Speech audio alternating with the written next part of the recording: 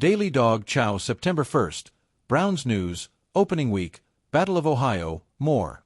The latest Cleveland Browns coverage from Dawgs By Nature. Browns coach Bubba Ventrone talks special teams changes, expectations with DBN, Barry Shuck. Browns roster saw a lot of changes, which means a lot of changes for Bubba Ventrone's special teams units. Browns vs. Bengals.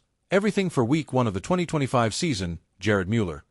The Cleveland Browns and Cincinnati Bengals will match up in Week 1 of the 2025 NFL season in a clash of the AFC North and in the first Battle of Ohio of the season. Browns' Shedeur Sanders has to change his playstyle if he wants to be the future QB1, Curtis Brown. Browns' roster is set, for now, for 2025, but the future for Shedeur Sanders depends on a big change. Browns' X-Factor has a chance to change team, cash in via NFL free agency, Mueller.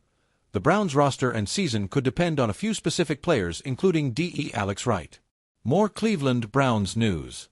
Cleveland Browns sign recently waived Huskies LB to practice squad, Huskies Wire. Former Washington Huskies linebacker Ifeanyi Ulofosio signed with the Cleveland Browns practice squad after being waived by the Buffalo Bills. It's time for the Browns to focus on the QBs they have, Sports Illustrated. The Cleveland Browns have made some truly perplexing decisions leading into the 2025 NFL season. It all began in the offseason. Deion Sanders addresses son Shedeur's NFL debut with Cleveland Browns. A little weird, AOL.com. The safety is the son of Pro Football Hall of Famer and Colorado head coach Deion Sanders. Pressure and hate consume Arch Manning and Shedeur Sanders, only because of the last names they carry, Marca. During the preseason, much of the spotlight was on young quarterback Shedeur Sanders. The Browns did the right thing with Shedeur at Garrett Bush, YouTube, Quincy Carrier and Garrett Bush talk it out. September has always carried a different weight in Cleveland. For many cities, the turning of the calendar from August to September simply signals the fading of summer. But for Cleveland Browns fans, it's a drumroll, an echo from the factory of sadness that has, against all odds, begun to transform into a chorus of hope. This year, September 1st is more than just a date. It's the eve of battle, the dawn of a season, the prelude to a rivalry game that has defined Ohio football pride for decades, the Browns versus the Bengals. And so, on this Daily Dawg Chow, we dive headfirst into the stories, the expectations, the battles on the field and in the hearts of fans.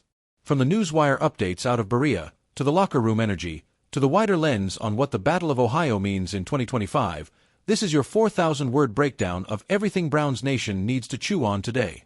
Part 1. News out of Berea, the calm before the roar. Roster finalized. The Browns front office has trimmed the roster to the league-mandated 53. Cuts are never easy, but this year the Browns brass made several surprising decisions. Veteran wideout Anthony Schwartz was waived in favor of undrafted rookie speedster Devin Mitchell, whose preseason highlights, particularly a 72-yard punt return touchdown against the Bears, earned him not just a roster spot, but a cult following. Head coach Kevin Stefanski spoke briefly on roster day. "We're confident in this group. We're young in places, experienced in others, but overall this roster feels balanced. Now it's about execution." Watson's focus. All eyes remain on quarterback Deshaun Watson, entering his third full year in orange and brown. The chatter out of training camp suggests a more comfortable, more in-command Watson. Offensive coordinator Alex Van Pelt hinted at more RPO packages and vertical concepts being integrated, designed to maximize Watson's dual-threat ability while also feeding Amari Cooper and Elijah Moore. Defensive swagger. Meanwhile, Jim Schwartz's defense remains the swaggering heartbeat of the team. Myles Garrett, Zadarius Smith, and Ogbo Okoronkwo headline perhaps the most dangerous pass rush rotation in the league. Schwartz's no-nonsense tone after a Tuesday practice summed up the Browns' defensive mentality. "We're not worried about who lines up across from us. We're worried about sending quarterbacks home sore." And that's music to the ears of Browns Nation. Part 2. The Battle of Ohio. History, hatred, and heart. The Browns-Bengals rivalry is Ohio's Civil War. Born from the split when Paul Brown was ousted from Cleveland and then established Cincinnati's franchise, the two sides have carried generations of animosity. Clevelanders call the Bengals little brothers. Cincinnati fans scoff at Cleveland's factory town romanticism. The rivalry, of course, has ebbed and flowed. In the 1980s, the Browns and Bengals traded playoff runs. In the 2000s, as the Browns struggled, the Bengals gained momentum behind Chad Johnson and Carson Palmer. And now, in the 2020s, the rivalry burns hotter than ever.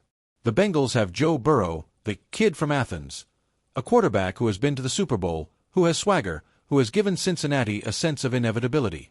But Cleveland fans argue the Bengals' shine is recent, shallow, and fragile. To open Week 1, 2025, the Browns host the Bengals at Cleveland Browns Stadium.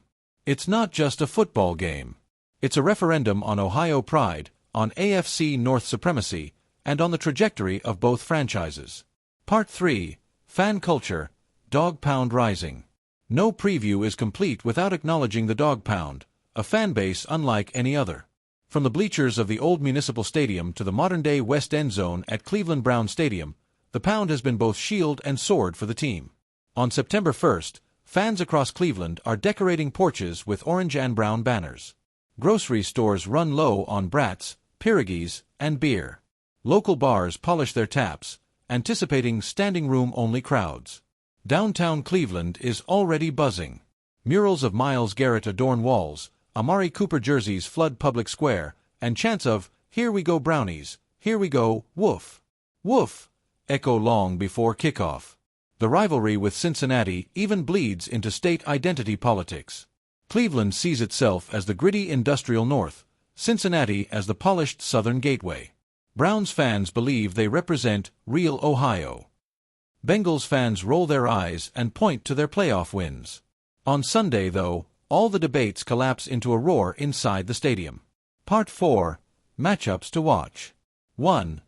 Myles Garrett vs. Orlando Brown Jr. Garrett has been a nightmare for opposing tackles, and Orlando Brown Jr., Cincinnati's prized left tackle, will face perhaps his stiffest test of the year in Week 1.